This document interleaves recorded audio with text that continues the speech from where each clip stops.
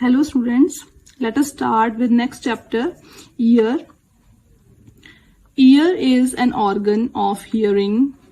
It is also concerned with maintaining the equilibrium of body. It consists of three parts: external ear or outer ear extending from this portion to this area.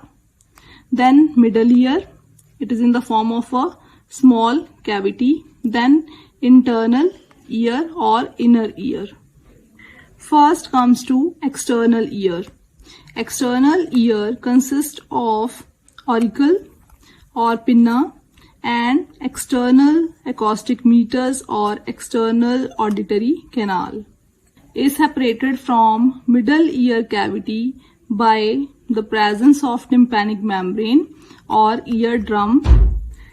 Auricle or pinna is the part which is visible on the surface. Greater part of it is made up of crumpled plate of elastic cartilage which is lined on both the sides, this side and other side, by the skin. Lower part of auricle is soft and is made up only of fibro-fatty tissue covered by skin. This part is also known as lobule of ear. Rest of the auricle is divided into a number of parts. These are hallix. Hallix is the outer margin of ear. This part is also in the form of a small fold. The next part is antihallix. Antihallix is this prominent and hard part of the auricle. It is a curved part. Then next is concha. Concha is a depression present in front of the antihallix, and this depression leads to external auditory meatus. Tragus is a small triangular hard part which is present in front of the external acoustic meatus or external auditory meatus.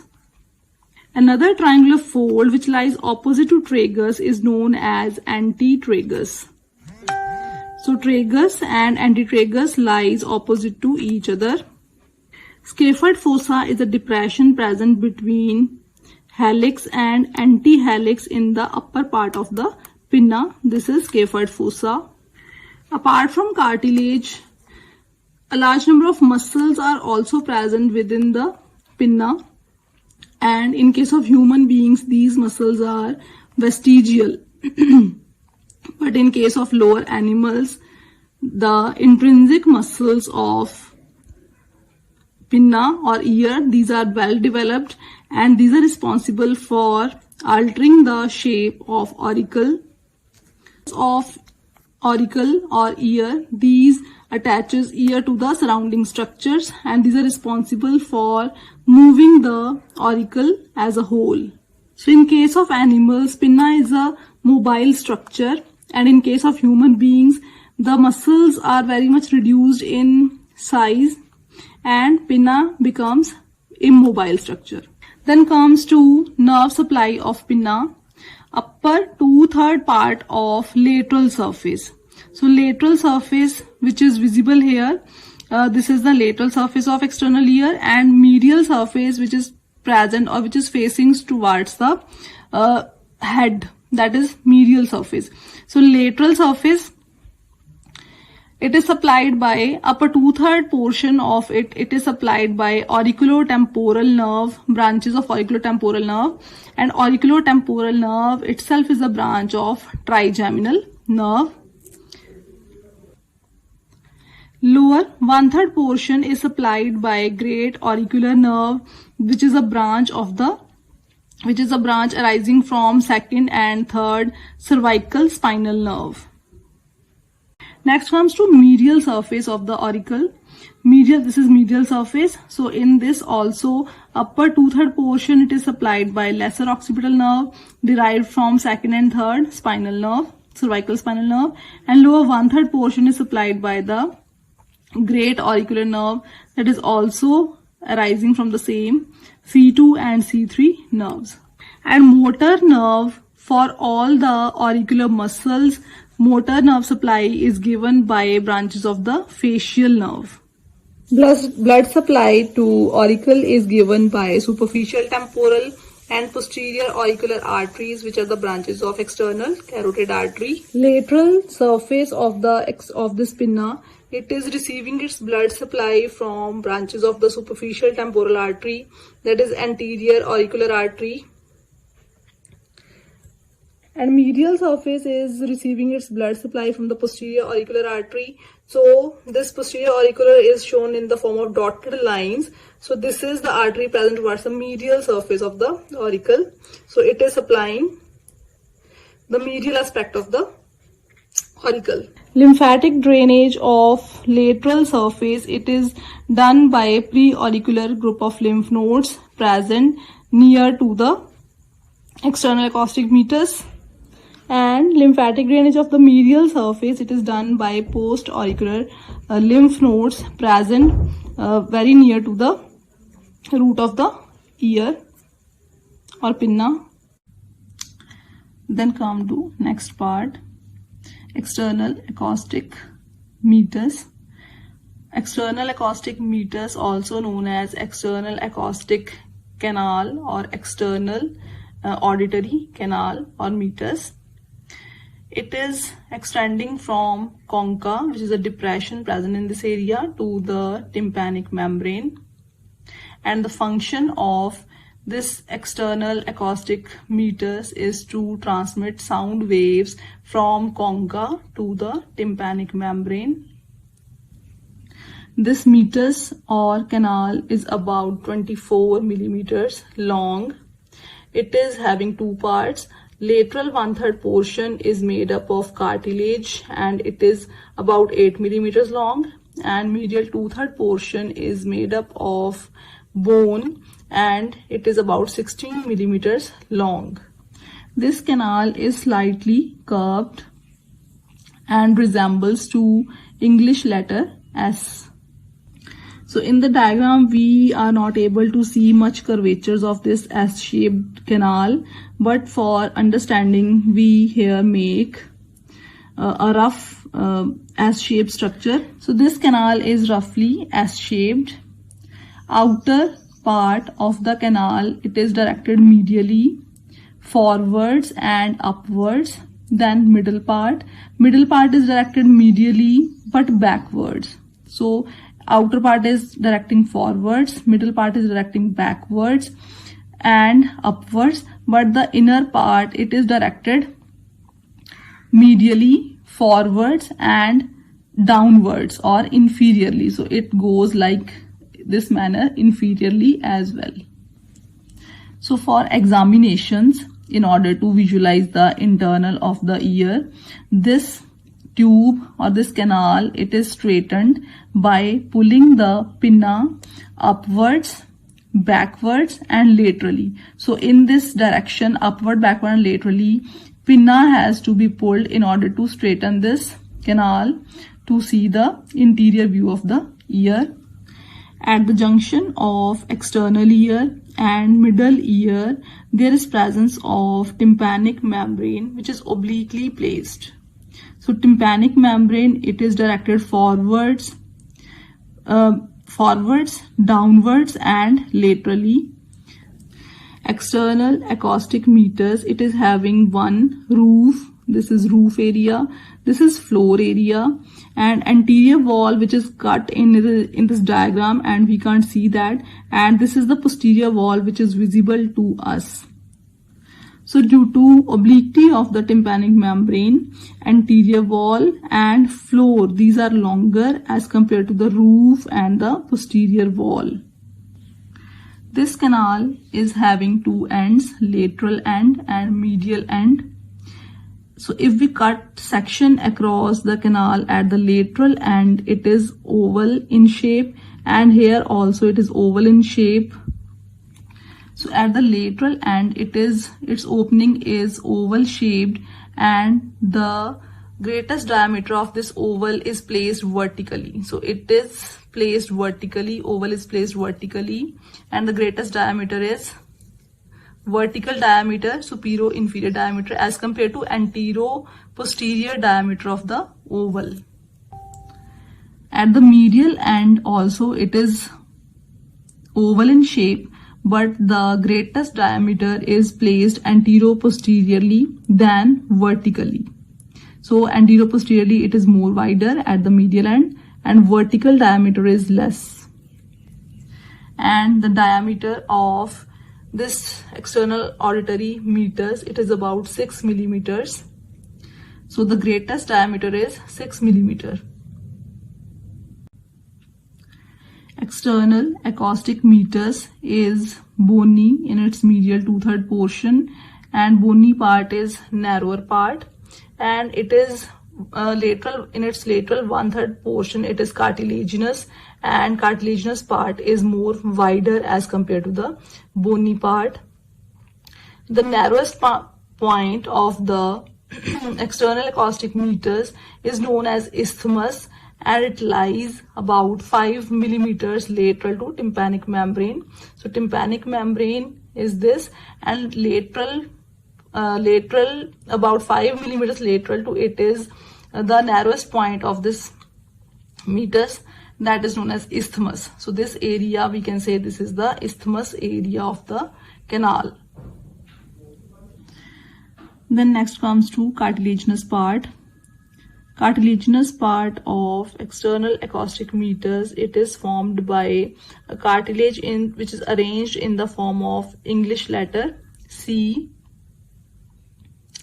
and the gap between the C is filled by, that is anteriorly placed, and it is filled with fibrous tissue.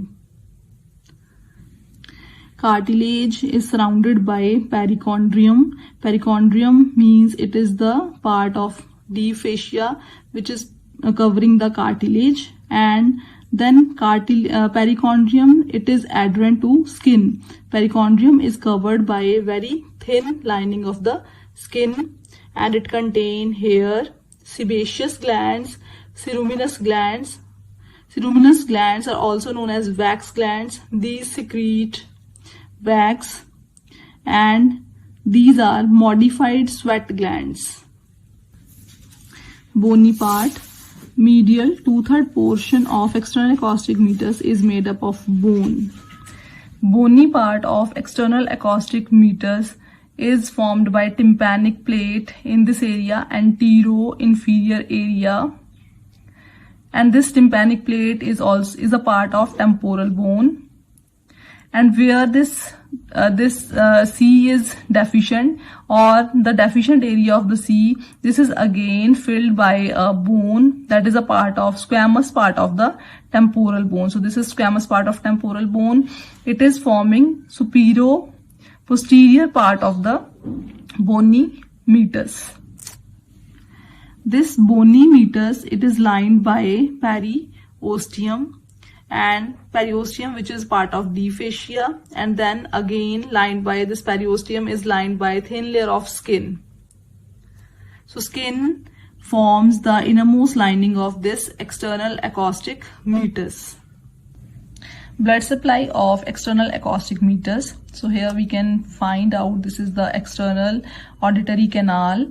The outer part of this canal, it is receiving its blood supply from the branches of superficial temporal. This is superficial temporal artery. It is giving branches for the supply of this external part, and also posterior auricular artery, which is shown in this light color vessel. This is also giving branches for the supply of lateral portion of the external acoustic meters or canal. Deeper portions of the meters or canal, these are supplied by a deep auricular artery, which is a branch of maxillary artery. Venous drainage of external acoustic meters. So venous blood of this area, it goes to pterygoid venous plexus, maxillary vein, and the external jugular vein. Lymph of external acoustic meters goes to preauricular, postauricular, and superficial cervical group of lymph nodes. Then come to nerve supply of the external acoustic meters. This is the diagram showing external ear or pinna portion. So this is having nerve supply with two main nerves, that is the auriculotemporal branch of mandibular nerve, and second is the auricular branch of the vagus nerve. So in the same manner, external acoustic meters in its anterior half of the meters is supplied by auriculotemporal branch of the mandibular nerve, and posterior half is supplied by auricular branch of the vagus nerve. Next structure is tympanic membrane. Tympanic membrane is a thin translucent partition between external acoustic meters and the middle ear cavity. So the word translucent means semi-transparent.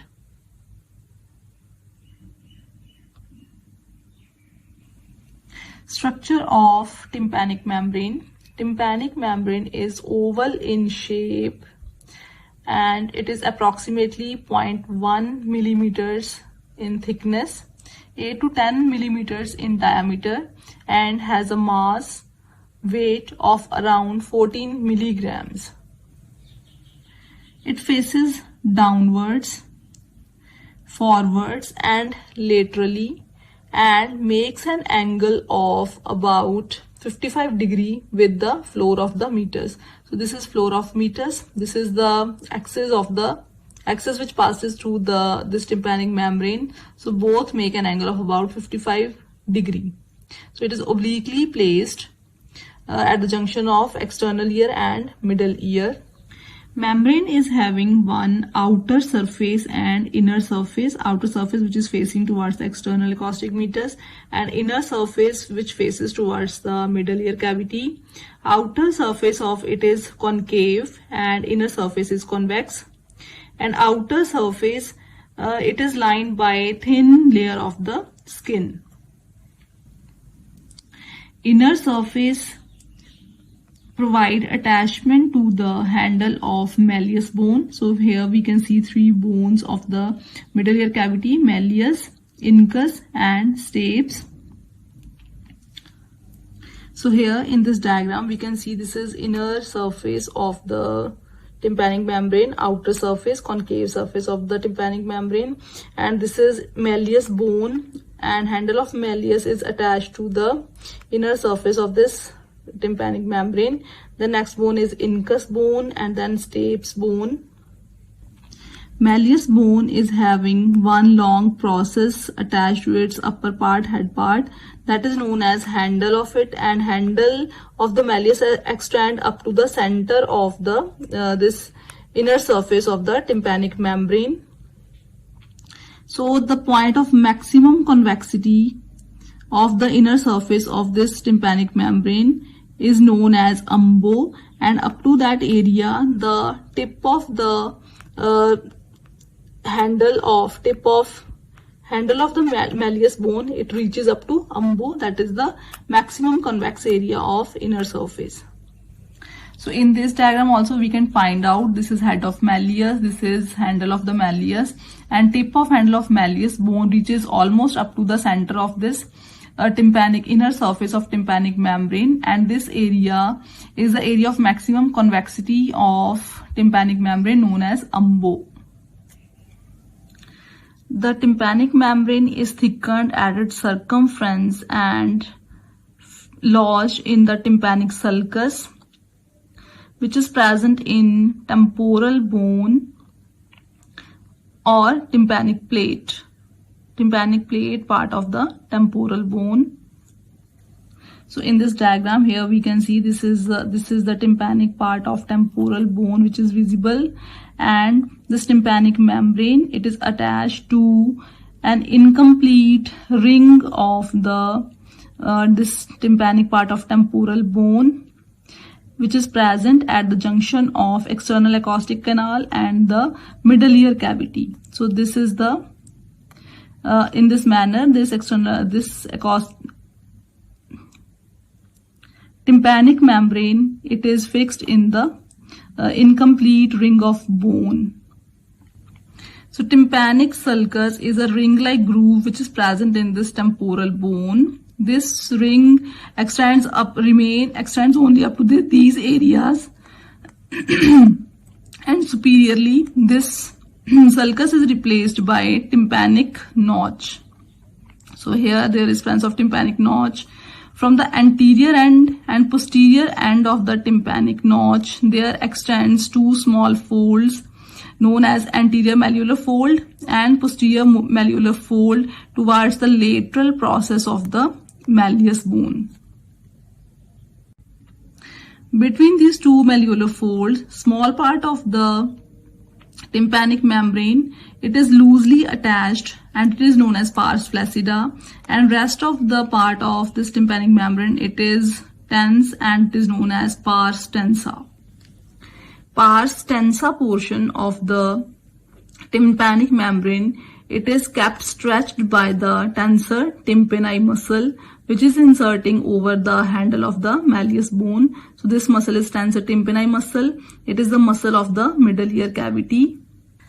Pars flaccida portion of the tympanic membrane, it is more liable to get rupture, and there is passage of this chorda tympani nerve, which is a branch of the facial nerve, through this pars flaccida portion.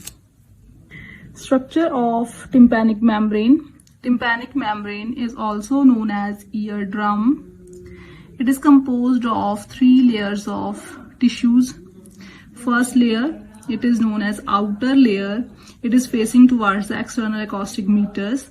It is made up of thin layer of skin. It is also known as cuticular layer. Then second layer is known as middle fibrous layer. It is made up of fibrous tissue. Fibrous tissue is arranged in the form of superficial radiating fibers. These are radiating fibers present superficially, and deep fibers are circular fibers. So circular fibers are deeply present, radiating fibers are superficially present, and circular fibers are more towards the periphery of the membrane, and these are less towards the center. Fibrous layer is replaced by loose areolar tissue in the pars flaccida area. Inner mucous layer is lined by ciliated type of columnar cells. Ciliated columnar epithelium line the inner mucous membrane. Blood supply of tympanic membrane. Outer surface of tympanic membrane is supplied by deep auricular artery, which is a branch of maxillary artery. This artery also supplies deeper portion of external acoustic meters. So these two parts, these are having common blood supply, that is through the deep auricular artery. So maxillary artery is giving deep auricular artery, which further giving radial branches and circumferential branches for the supply of the tympanic membrane. Inner surface of tympanic membrane, it is supplied by a branch of maxillary artery known as anterior tympanic branch. Another artery which supplies this area, it is a branch of posterior auricular artery which supplies the medial aspect of the pinna also.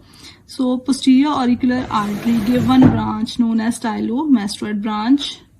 Stylomastoid branch further gives a branch known as posterior tympanic branch for the supply of this inner surface of tympanic membrane. In this diagram, we can see this is the area of the mastoid bone and this is middle ear cavity. And here there is passage of posterior auricular artery. Posterior auricular artery is a small branch arising from external carotid artery. This is external carotid. So posterior auricular artery is further giving one small branch known as stylomastoid branch, which enters into the stylomastoid foramen. This foramen through which facial nerve is crossing from above downwards. So it lies along with the facial nerve in this area, and by passing through this foramen, it reaches into the middle ear cavity and supplies the middle ear cavity as well as the inner surface of the tympanic membrane. So this stylomastoid artery further here gives one branch, posterior tympanic branch, which supplies the inner surface of the tympanic membrane. We have studied about the maxillary artery. This is maxillary artery arising from external carotid artery.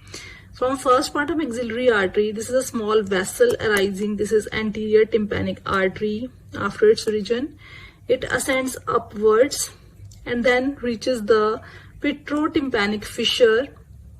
It passes through the pituotympanic fissure and along with the chorda tympani nerve, it reaches the middle ear cavity or tympanic cavity and supplies there, and also give branch for the supply of the inner surface of the tympanic membrane.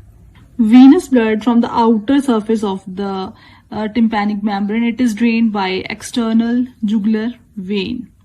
Tympanic membrane is drained by transverse sinus. So these are the two transverse sinuses present in the posterior cranial fossa. These are the venous channels which are draining the venous blood of posterior part of brain. Inner surface of this tympanic membrane, it is also drained into venous plexus present around the eustachian tube. Lymphatics of outer surface drain into pre-auricular group of lymph nodes, and of the deeper surface are drained into the retropharyngeal group of lymph nodes. So these are retropharyngeal lymph nodes. Nerve supply of tympanic membrane. Antero-inferior part of the tympanic membrane is supplied by auriculotemporal nerve, which is a branch of mandibular nerve, and posterior superior part is supplied by auricular branch of the vagus nerve with a communicating branch from the facial nerve. These two nerves also supplies the external acoustic meters. Then inner surface of the tympanic membrane is supplied by tympanic branch of the glossopharyngeal nerve. Come to applied anatomy of the external ear. So examination of ear through the inner aspect, it is done by pulling the pinna upwards, backwards and laterally in case of adults, and in case of infants, pinna is pulled backwards and downwards to see the interior view of the ear. Because in infants the canal is only cartilaginous and bony part is not yet developed, and tympanic membrane is directed downwards. Boils and infections of the external auditory meters are very much painful but cause a little swelling. Skin, which is forming the inner lining of the meters, it is tightly attached to the underlying bone and cartilage. So because of this tight arrangement, swellings are not much allowed to expand, and because of this small swelling, even the nerve endings which are present in this area, these exert a great pressure that causes great pain. So infections of the ear, these can be prevented by drying the ear properly after bathing and swimming. Irritation of the vagus nerve, which is supplying the external auditory meters, by foreign particle or ear wax, may cause persistent cough, that is known as ear cough, vomiting, and even death due to sudden cardiac inhibition. And mild stimulation of this vagus nerve, it produces increased appetite. Or ear wax may get accumulated within the external acoustic meters. This produces severe itching or irritation in the ear. Pain may also felt if the wax get hard. Foreign particles like seeds, grains or insects may get commonly lodged in this meters, and these produces irritation and pain in the ear. Fungal infection of ear also produces severe itching in the ear and may also accompanied by thin and offensive discharge from the ear. Small piece of skin from the ear lobule is taken to confirm the diagnosis of leprosy. Bacteria of leprosy, that is lepra bacilli, are detected in that piece of skin. Pinna is also used. Skin of the pinna is used as grafting material also.